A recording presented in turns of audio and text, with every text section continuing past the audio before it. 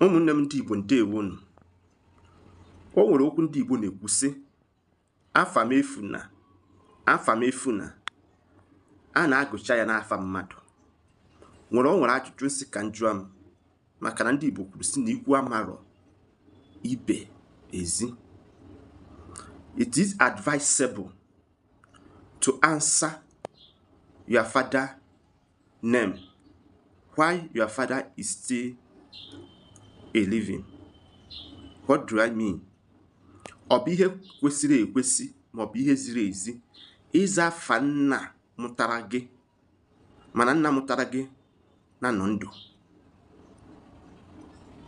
Ịma na nna mụtara gị nwere ike ọ na-aza afa nna ya nwa mana nna ya nwa anọziro ndụ. Ichi wee maatụ, e nwere ike ọ bụrụ na ndị be unu na-aza Okeke, nna gị wee mụta gị. Ikekwe ọ bụrụ na afa Igbo nna gị bụ Chukwuebuka, nke nwa amụtara dịka nwa a na-aza gịnị Emenike. Then you decide ya na ị ha so nna gị wee zaa afa nna ya nwa.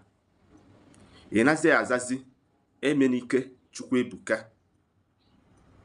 Ọ dị advisable according to Igbo cosmology, Igbo culture and Igbo tradition.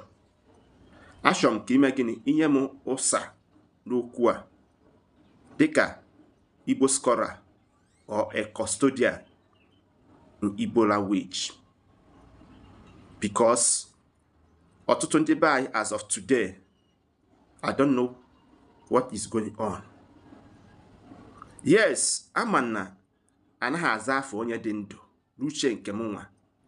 Onye ọbụla dị ndụ ọsọkwa na bụ na nna gị nwa anaghị aza afa ya except na ọ bụ na nna gị ebicharụ ndụ wee nwa.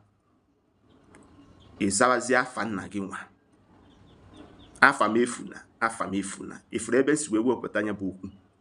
Mana dịka onye Igbo, ụmụnne anyị as of today, if not some of them, na-aza afa nna fa nwa kwanyị na nna ha nwa na nọ ndụ.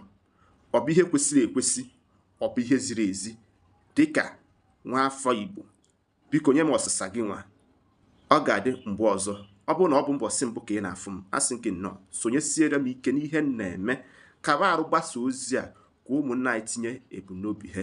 Deere m ozi n'ebe a na-ezide ozi edemede iji wee kwado m ka m gaa n'iru wee mee gịnị wepụtara unu ihe ọzọ. Ụmụnne m ndị Igbo, aka m bụ Maazị UC. Ndewonu.